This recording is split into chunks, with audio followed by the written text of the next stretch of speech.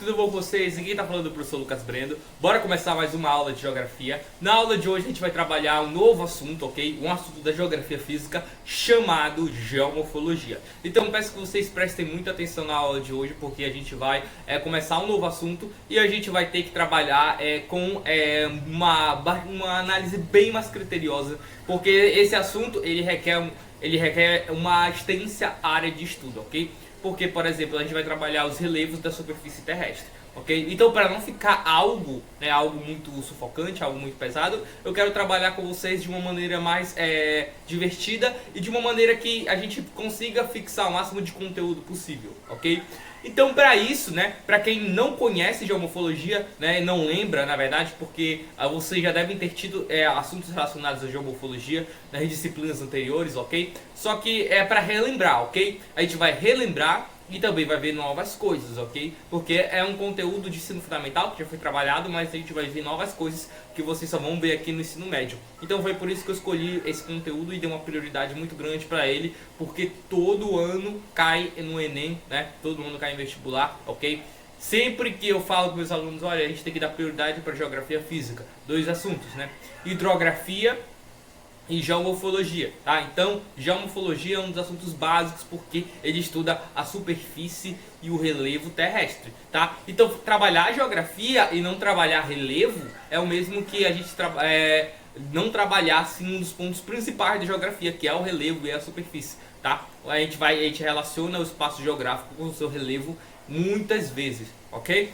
Então, para a gente não demorar muito nessa aula introdutória, porque vai ser uma aula um pouco extensa, tá? E eu pretendo trabalhar com vocês de uma maneira mais interessante para a gente fixar o máximo de conteúdo possível. Bora começar a aula de hoje, ok? Bom, galera, só para a gente relembrar um pouco do que é a geomorfologia, ok? Eu vou colocar aqui o conceito de geomorfologia para vocês, tá bom? E o conceito de geomorfologia, como vocês podem perceber, ele é um conceito bem simples, tá? Geomorfologia é basicamente a área da geografia, que estuda as formas de relevo terrestre e também a superfície e o solo terrestre, ok?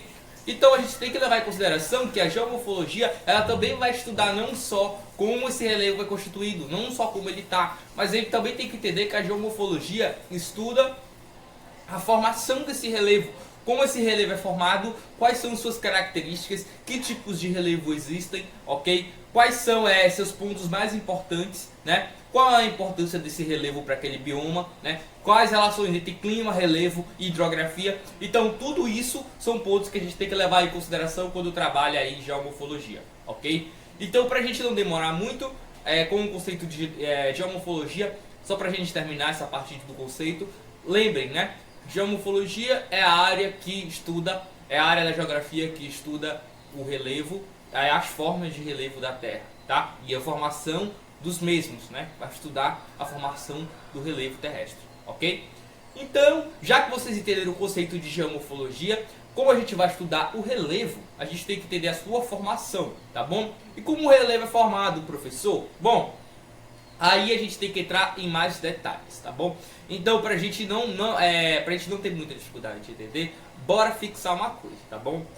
O relevo, obviamente, ele não cai do céu, Por exemplo, uma montanha, O que é que vai acontecer, tá? A gente vai ter a montanha que vai surgir. Bora colocar aqui a montanha, tá? O que é que vai acontecer? Quando essa montanha for surgir, ela vai cair do céu? Não, ela não vai cair do céu. Ela vai surgir da terra, Ela vai se erguendo da superfície terrestre, ok? Por que isso acontece, professor? Porque a superfície terrestre, tá? A superfície terrestre, essa parte aí da crosta terrestre, ela é repleta de montanhas, tá? E o que é que vai acontecer? Para essas montanhas surgirem, elas têm que passar por inúmeros processos, tá? O problema é que a gente vai trabalhar aqui na geografia com uma escala chamada escala geológica. Sim, o que é a escala geológica? A escala geológica é o tempo que um tempo que está para muito além da atividade do ser humano na Terra, ok? E professor, o que é que isso tem a ver? Bom, a escala geológica ela está muito mais relacionada com uma escala de milhões de anos, Talvez até bilhões de anos, Se você for colocar aí, se você for levar em consideração a criação do relevo terrestre, o relevo terrestre obviamente foi criado, né, foi a primeira coisa a ser criada aqui na Terra, né? Por quê? Porque sem relevo não existiria superfície terrestre, não existiria Terra. Então o relevo é a parte mais antiga da Terra, obviamente, né? Por último, depois nós vamos ter a água, né? E depois nós vamos ter as camadas de oxigênio, né, a camada atmosférica, né, a camada do clima, e a gente depois também vai ter aí a nossa biosfera, a camada da vida. Então a primeira camada a ser entendida e a mais importante, todas são importantes, mas sem ela não existiria nada, é o relevo, ok? E o que é que acontece, professor? Como esse relevo é formado? Como eu falei, uma montanha ela não cai do céu, ela surge, né? Então uma série de fatores faz com que essa montanha surja, ok? Nós temos dois tipos de fatores, os endógenos e os exógenos, ok? A gente vai ter aí os fatores endógenos, que são os que acontecem dentro da superfície terrestre, embaixo. Está acontecendo agora mesmo aqui debaixo dos nossos pés, né? Lá na nossa parte de baixo da nossa crosta terrestre, nós vamos ter atividades aí vulcânicas, atividades de magma, né? Atividades do manto da nossa camada, na parte interna da Terra, da nossa camada interna, né? Pra você que não lembra as camadas da Terra, né? Que a gente tem que lembrar disso, né?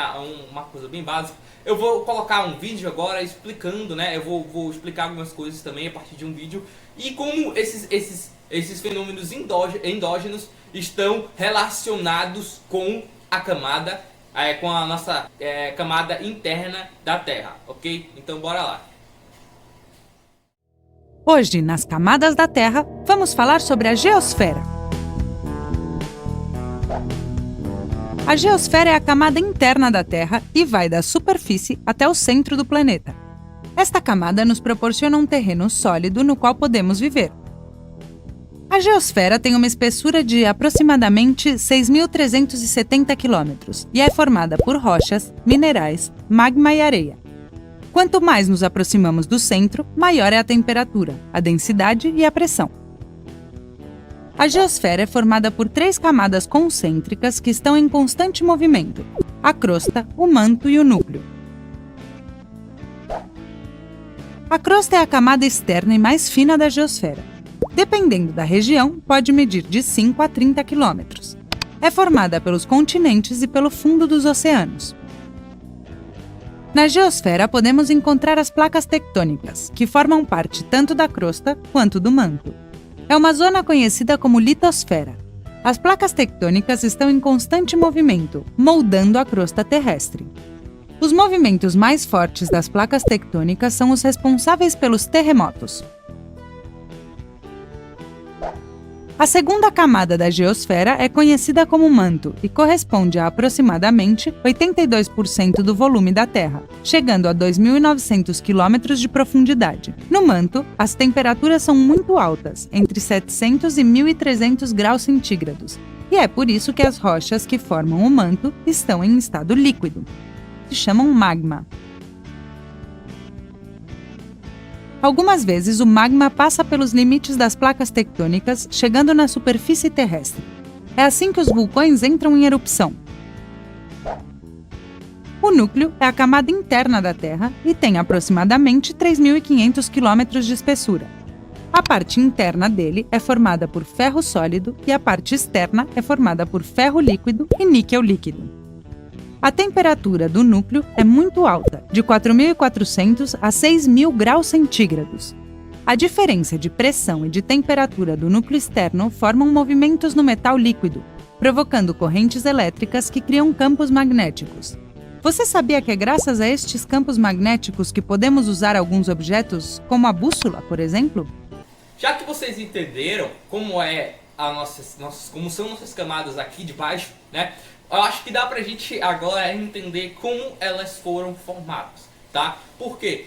Bom, professor, essas camadas, né? Elas têm uma grande relação com a criação da Terra. Professor, como a Terra foi criada, tá? Anterior à criação da Terra, né? Eu vou colocar um vídeo pra vocês, na verdade, pra ficar mais bem exemplificado, tá bom? Eu ia explicar, mas eu vou colocar um vídeo que eu acho que vocês vendo fica bem mais claro, tá bom? Então, bora pro outro vídeo. Para a gente entender um pouco da formação da Terra, nós temos que voltar no tempo e entender que a Terra ela foi formada através de milhares e milhões e trilhões de fragmentos de poeira e rochas espaciais, ok? Se a gente avançar o tempo, a gente vai perceber que a Terra ela foi formada a partir da influência da gravidade sobre as rochas que compunham esse espaço. E aos poucos, eles formaram a Terra como uma esfera como a gente conhece ela hoje. Mas, contudo, ela ainda não era um espaço habitável. Durante os primeiros bilhões de anos da Terra, nós podemos perceber que a Terra era uma esfera de magma. E por causa disso, se a gente for pensar há 4 bilhões de anos atrás, a gente veria que a Terra ela é basicamente aquele manto com 12 mil graus Celsius. Então, se vocês forem perceber, esse processo de formação da Terra, né, ele vai também sofrer a interferência de outro planeta chamado Theia, né, que vai se chocar com a Terra. E essa colisão, né, que vai ser uma colisão entre dois planetas, tá, vai originar o que a gente vai poder um dia chamar de cinturão de asteroides. Ok? Sim, a Terra teve um cinturão de asteroides. Esse cinturão de asteroides, ao longo dos anos, vai formar, através do mesmo processo que formou a Terra, né, a gravidade, vai formar uma esfera, né, uma esfera que a gente conhece hoje como Lua. Isso mesmo, a Terra vai ter a Lua formada do seu cinturão de asteroides. Durante os primeiros meses de vida, a Lua estava apenas a 22 mil quilômetros de distância da Terra. Atualmente ela está em 400 mil quilômetros de distância. Bom, nesse meio termo, a Terra já estava sofrendo seu processo de resfriamento. Devido ao espaço ser mais gelado, nós temos a formação da crosta terrestre com o resfriamento da superfície terrestre, que antes era magma, e agora essa superfície se solidificou. Contanto, ainda temos partes da Terra que não se solidificou completamente, tá? E abaixo dessa fina camada, né, que vai originar a crosta terrestre, nós temos ainda uma grande quantidade de magma, né? Alguns cientistas nos colocam que durante uma grande chuva de meteoros que aconteceu há 3,9 bilhões de anos da Terra, a água pôde chegar, né? A água veio em outra forma, né? A água veio na forma do sal, o mesmo sal que a gente usa para colocar na comida. Esse sal tinha partículas de água dentro dele e foi responsável por trazer água para a Terra.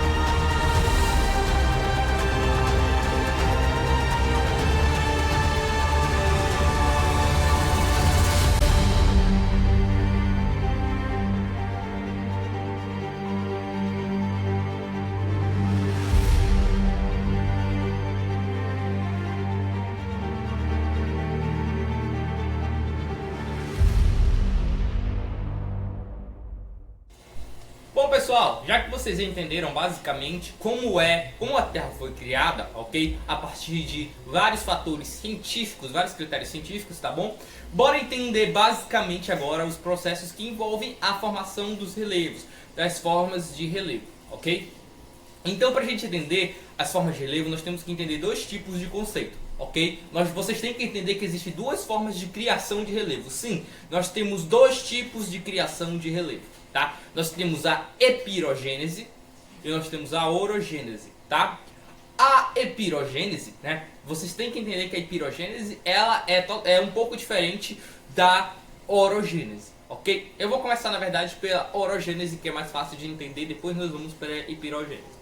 A orogênese ela é um fenômeno que envolve vários fatores, ok? Mas vocês têm que lembrar, né, que eu já expliquei no vídeo para vocês anterior, sobre as camadas da Terra, né? Vocês lembram que nós temos uma camada na Terra conhecida como placas tectônicas. Sim, né? Essas placas tectônicas são imensos aglomerados continentais de rochas, ok? Que eles são como a casca do ovo, né? Uma casca de um ovo. É uma casca de ovo toda rachadinha, né? Toda quebrada. Por quê? Porque lá dentro do ovo nós temos uma grande quantidade de pressão, tá bom? Digamos que a Terra é como isso aqui. O que isso tem a ver, tá? Bom, vocês sabem como funciona isso aqui, né? Aqui a gente bota a comida e aqui dentro existe uma grande quantidade de pressão, né? essa pressão, a água que está aqui dentro, ela vira vapor e o vapor fica preso aqui dentro, né? É por isso que tem risco de explodir uma panela de pressão. Algumas pessoas têm medo de usar isso aqui porque tem medo de explodir, né? E como é que isso funciona, tá? É exatamente o mesmo princípio da Terra. Tudo que está aqui dentro quer achar um jeito de sair, né? Então, imagina se essa panela de pressão tivesse furos, né? Tivesse furos aqui, né? Seria exatamente isso. A panela de pressão iria cada vez mais fazer força para romper, né, esses furos, essas rachaduras que ela teria, tá? A única saída que ela tem é esse negocinho aqui, né? Tá? Essa saída de pressão. Então, professor, o que isso tem a ver? Bom, a mesma coisa é a orogênese, ok? Porque aqui de baixo, nesse momento, nós estamos sobre uma panela de pressão, né? E toda a energia térmica, né? Ela quer sair por alguma fresta, algum buraquinho que aparecer na superfície terrestre, ela quer sair. Então é por isso que um vulcão entra em erupção e ele causa todo aquele estrago, porque toda a pressão interna da Terra está sendo expulsada, né? Então é por isso que um vulcão, quando entra em erupção, causa todos aqueles problemas ambientais e também causa aqueles estragos, tá? Mas, professor, o que é que isso tem a ver com a orogênese, tá? Tudo. Por quê? Porque a pressão interna da Terra, ela movimenta as placas tectônicas. Imagina que isso aqui é uma placa tectônica, ok? Só uma alusão, ok? Então vamos dizer que isso aqui é uma placa tectônica, né? E isso aqui é a Terra, tá? Desse exato momento, a Terra ela vai fazer força para mover isso aqui, né? Vocês já viram que quando vocês estão fazendo comida, isso aqui fica balançando, né? Fica fazendo aquele barulho? Pois é exatamente isso, tá? Isso aqui é a Terra, o corpo da panela é a Terra, e isso aqui é a placa tectônica, ok? Então, o tempo todo a Terra fica movimentando as placas tectônicas, ok? Isso é tão claro pra gente que quando você pensa em tirar a distância daqui pra África hoje, se for tirar daqui a um ano ou mais, você vai ver que a distância mudou. É isso mesmo. Nós estamos sempre nos movendo, nos realocando, né? Vocês já ouviram falar da teoria da deriva continental, não já? Né? Que a gente antigamente era um só continente, a gente se dividiu, né? A ação dessa panela de pressão que é a Terra. Ela exercendo pressão, ela fez com que os continentes se movessem. E os continentes continuam se movendo. Daqui a milhões, trilhões de anos, a gente pode ter outros continentes formados. Isso mesmo, pessoal, tá? Então, isso é apenas um detalhe que a gente tem que entender para a aula de hoje, tá? A questão da pressão interna da Terra. Eu vou colocar até aqui para vocês o mapa do fluxo enquanto eu vou guardar isso aqui.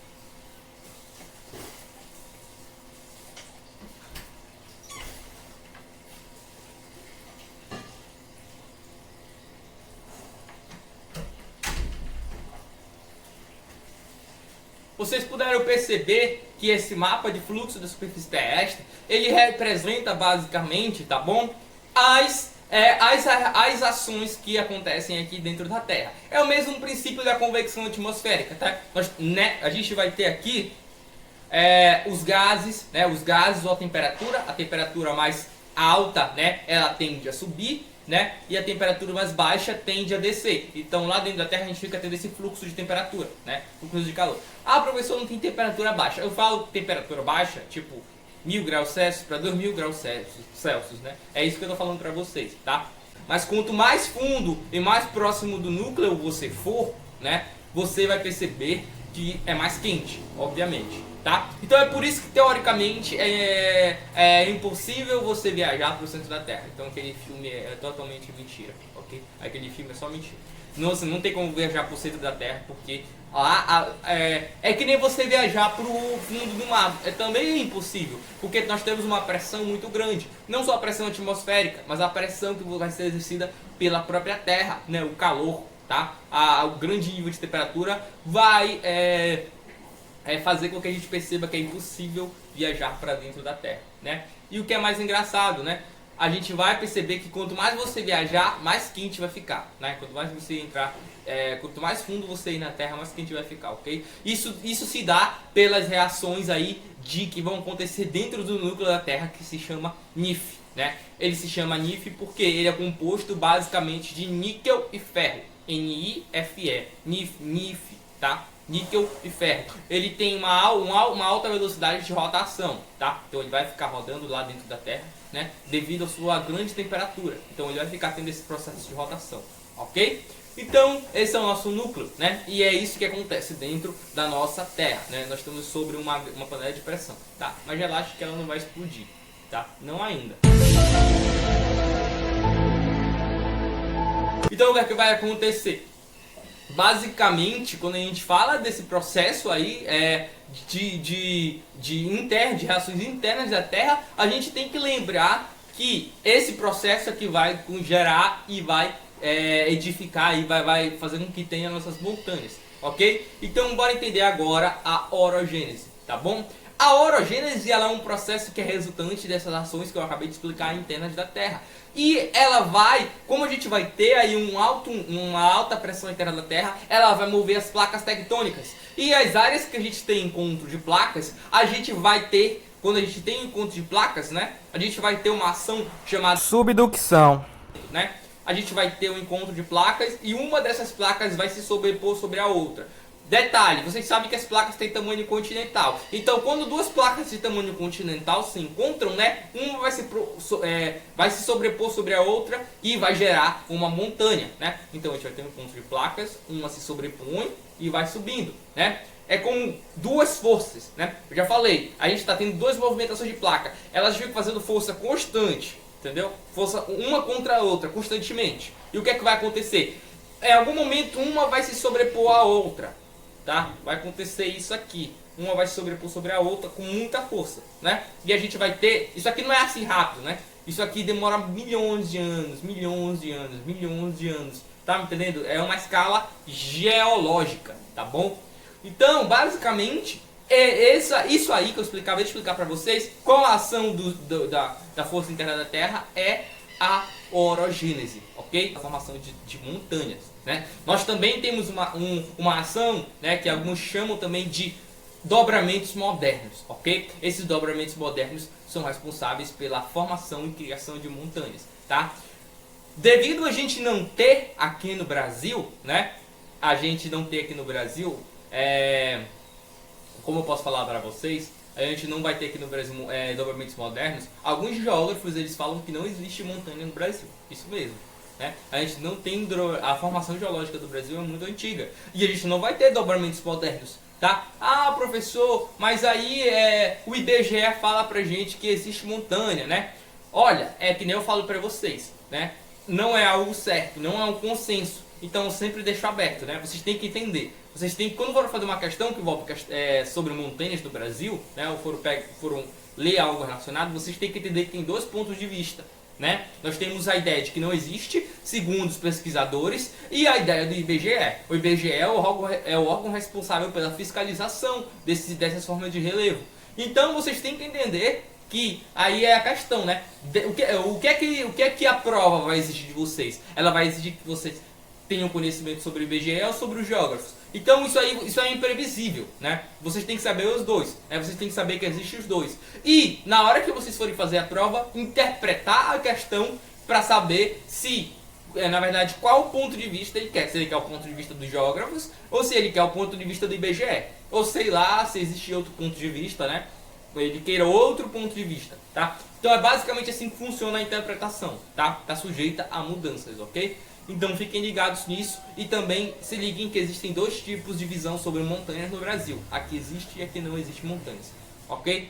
Tá? Eu sou, como eu já estudei em geografia, eu também entendo a importância da gente dizer, né? Ah, não tem montanhas no Brasil, né? Isso mesmo, porque os estudos comprovam que a gente não tem dobramentos modernos, então... Tá? Então vai acontecer da gente não ter montanhas no Brasil. Segundo os geógrafos, é o pensamento que eu compactuo. Mas eu não posso dizer pra vocês que ele é a verdade. Tá me entendendo? Porque tem outras opiniões, tá? Então eu não posso considerar apenas a minha correta, tá bom? Então é um aviso pra vocês. Endo, dentro, exo, fora, né? Endógenos acontecem aqui dentro, né, da Terra, tá? São os fatores como epirogênese, orogênese, tá bom? Vou colocar aqui um mapinha mental para vocês. Orogênese e epirogênese, tá? Orogênese eu já expliquei, eu vou falar da epirogênese agora, tá bom? E a gente vai ter aí os fatores aí, ó, endógeno e o exógeno. O exógeno eu vou explicar daqui a pouco para vocês, ou a gente vai ver em outra aula, tá? Caso essa aula fique muito extensa, tá bom? Então a gente vai ver o endógeno na aula de hoje, tá bom? E o exógeno provavelmente na aula que vem, ou se der tempo a gente vê nessa aula, tá bom? Então bora continuar com os fatores endógenos, tá? Os fatores que são internos, que eles são os responsáveis pela criação das formas de relevo. Lembrem, mapa mental. Endógeno, eles criam as formas de relevo, porque as formas de relevo são criadas a partir da movimentação das placas tectônicas, né? De fatores internos da Terra. Por isso que eles são chamados de fatores endógenos, ok? E a gente também vai ter os fatores exógenos, que vão ser os fatores responsáveis pela criação, né? Aí, na verdade, pela modificação, né, das formas de relevo. O endógeno cria e o exógeno acaba modificando ou até destruindo a forma de relevo. E eu vou explicar isso melhor para vocês já, tá? Antes que eu me esqueça, né, eu falei apenas do tectonismo como agente endógeno, mas também nós temos o vulcanismo, né, que é outro agente endógeno. Enquanto o tectonismo ele tem a pirogênese e a orogênese, né, o vulcanismo vai ter as intrusões e as erupções, ok? As intrusões, tá, vão ser as formações rochosas que vão ser resultados, né, aí de fatores internos da Terra, né, como a erupção vulcânica que vai ficar contida no topo de um vulcão e vai originar uma coisa chamada domo, tá? Esse que eu coloquei na tela aí para vocês agora é um domo, tá bom? A gente também vai ter as erupções. As intrusões elas formam as montanhas em domo e as erupções formam dois tipos de formas de relevo. Nós vamos ter os cones vulcânicos, que são aqueles inúmeros tipos de matéria vulcânica que ficam ao redor dos vulcões. Eu vou colocar uma imagem para vocês entenderem melhor. Mas tudo aquilo que quando tem erupção fica nas bordas do vulcão, né, ao redor do vulcão, vai ser chamado de cone vulcânico. Todo aquele magma que vai se solidificar vai formar formas de relevo, né? E a partir disso aí nós vamos ter os cones vulcânicos. E também vamos ter os derrames basálticos, que são outras formas de relevo que são parecidos, que são mais planas, né, em suas características. Então esses derrames basálticos também vão ser formados pelo vulcão, tá? Eu vou botar uma foto do derrame basáltico para vocês aí, para vocês entenderem um pouco melhor. Então isso são os agentes endógenos resultados do vulcanismo, ok? Bora lá. Então, o endógeno, eu já expliquei para vocês sobre a orogênese, agora bora para epirogênese, né? Ela é diferente, né? Ela é um movimento bem diferente da orogênese. Por quê? Enquanto a orogênese faz movimentos de encontro de placas ou de separação, e a gente já vai entender isso porque a orogênese ela tem movimentos verticais, horizontais, tá? Movimentos da orogênese são de encontro ou separação de placas, né? Ou de quando um passa ao lado do outro fazendo esse movimento aqui, ó, né? Ó, pode ser separação, encontro, né? E o movimento de lado a lado, ok? São movimentos horizontais, separação, encontro ou, né, lado a lado, ok? E se a orogênese é um movimento horizontal, a epirogênese vai ser um movimento vertical, né? O que é que vai acontecer? Quando eu falo vertical, são movimentos para cima ou para baixo, né? Então, quando a gente tem movimentos para cima, a gente vai ter o soerguimento também, né? Essas placas, elas vão subir, tá bom? Então, epirogênese para cima e pro lado é a orogênese, ok? Aí, o que é que vai acontecer? Quando a gente tem a subida, né, esse movimento de subida ou de descida, né, nós vamos ter o soerguimento ou a subsidência, tá? Que é o movimento de descida, tá? Então vão ser esses dois movimentos, tá? Para cima e para baixo, tá bom? Então fiquem ligados disso, tá? Pra gente pegar tudo que a gente viu até agora, bora lá, né? Nós vamos ter os fatores endógenos, né? Que é o que a gente está vendo, e os exógenos, tá? Os endógenos são os que acontecem dentro da superfície terrestre, né? E esses fatores endógenos, eles estão relacionados a o que acontece dentro do nosso subsolo, né? Tudo que acontece aqui dentro da superfície terrestre, tá? Acontece dentro aqui. Então o que é que vai acontecer? Já que vocês entenderam que os fenômenos de criação de relevo estão relacionados com o que acontece aqui dentro, né? Então a gente vai ver que as montanhas são criadas pelos fatores endógenos, tá? E a criação dessas montanhas acontece, né? Montanhas, não só montanhas, planaltos, planícies, depressões, vários tipos de relevo, elas são criadas a partir de dois movimentos, orogênese e a epirogênese. A orogênese, ela é um movimento vertical e a epirogênese é um movimento, a orogênese é um movimento horizontal e a epirogênese, ela é um movimento vertical, tá bom? Então a gente vai ter horizontais de encontro e separação. Aí a gente vai entrar já aí em que a gente vai ter movimentos convergentes, né? Eu vou colocar aqui logo para vocês, tá? A gente vai ter movimentos na orogênese convergentes e divergentes, tá? Orogênese a gente vai ter movimentos convergentes e divergentes. E na epirogênese a gente vai ter movimentos de soerguimento ou subdição, né? A gente vai ter esses dois movimentos para vocês, tá bom? Então a gente vai ter convergentes, divergentes. A gente também vai ter os transformantes, tá? Esqueci de falar dos transformantes, que são esses assim, de encontro, lado a lado, né? Eles vão fazer esse movimento aqui, ó, lado a lado, tá bom? Transformantes, né?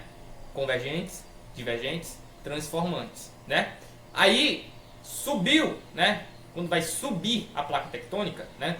O que aconteceu o quê? Já não é mais orogênese, é epirogênese, tá bom? Então vai ser basicamente aí a criação de formas de relevo a partir das atividades internas da Terra, tá bom? Então fiquem ligados com isso. E a gente vai ter movimentos verticais, né, e horizontais, tá?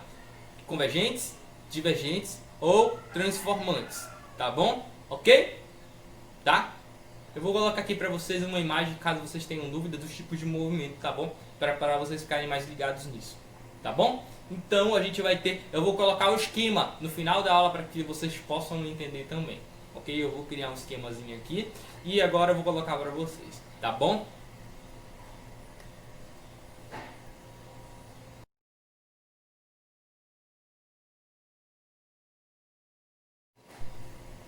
Bom pessoal, a nossa aula de hoje acaba por aqui, tá bom? Eu quis trabalhar mais a epirogênese e orogênese dos processos de formação da Terra, né? E as camadas da Terra pra gente relembrar isso, tá bom? Na aula que vem a gente vai trabalhar aí já os fatores exógenos e a partir dos fatores exógenos a gente vai chegar onde eu quero, que é pedologia, né? Que é um assunto também de vocês, tá bom? Então bora estudar, bora fazer esses exercícios, tá bom? E dúvidas me chamem, tá bom? Então até a próxima.